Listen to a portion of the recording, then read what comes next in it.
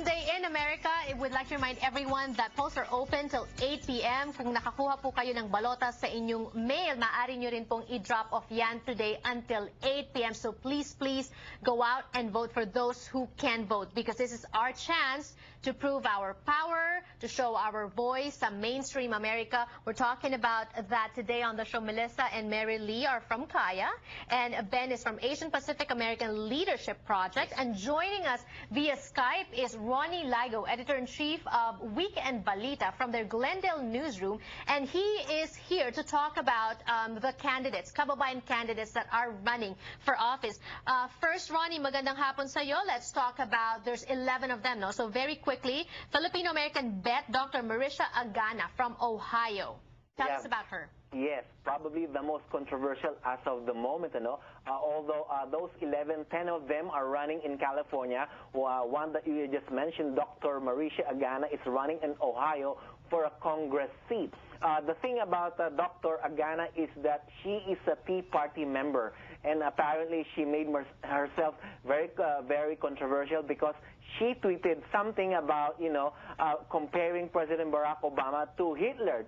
Believe that, Janelle? Adolf Hitler. Okay, we're going to be talking a little bit about that, but just very quickly, she migrated to America in 1987, and just as I was observing, no, more Filipino immigrants are, I think, registered Republicans. That is also because a lot of us, especially our Kababayans, you know, they think that we're having a hard time, especially nowadays, because of the economic crisis that is affecting not only the United States, but actually the whole world.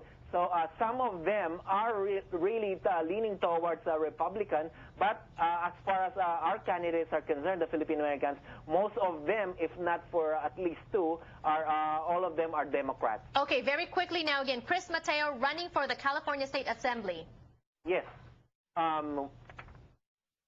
You mentioned Chris Mateo. He's one of the more colorful candidates running for a California State Assembly in 2012, this year. However, he, although we're hoping that he may have a chance, but he may not be, no? But then again, he's one of the most active Filipino-American civic leaders up there in Northern California. He's now serving as the vice mayor of the city of Lastrop. All right. Very quickly also, Ronnie, it looks like we have a lot of candidates from Northern California. Attorney Garry Barbadillo for Milpitas City Council.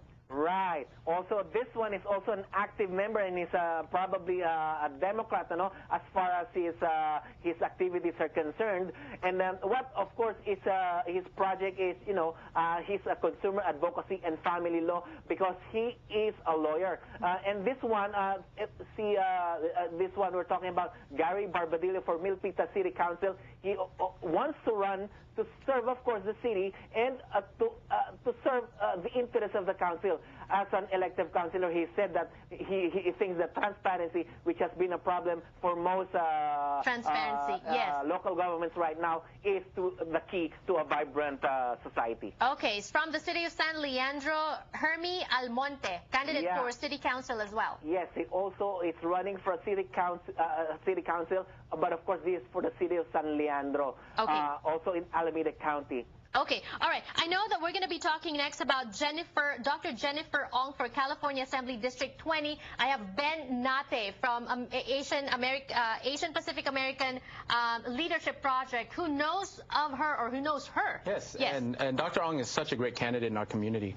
She's going to represent this portion of the Bay Area that has a few thousand Filipino constituents there. But her family story is great. Her mom sold hot dogs at the Oakland Coliseum.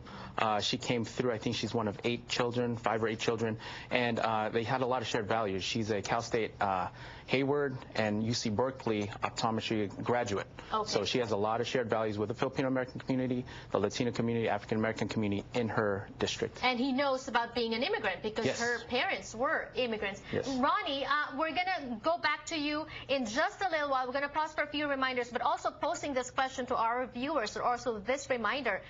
Being a Filipino is not your sole reason, should not be your sole reason for voting for a Kababayan, because they need to be deserving of your vote as well. We're going to be talking about requirements and, you know, what do we look for in our leader when we return on the show. Don't go away.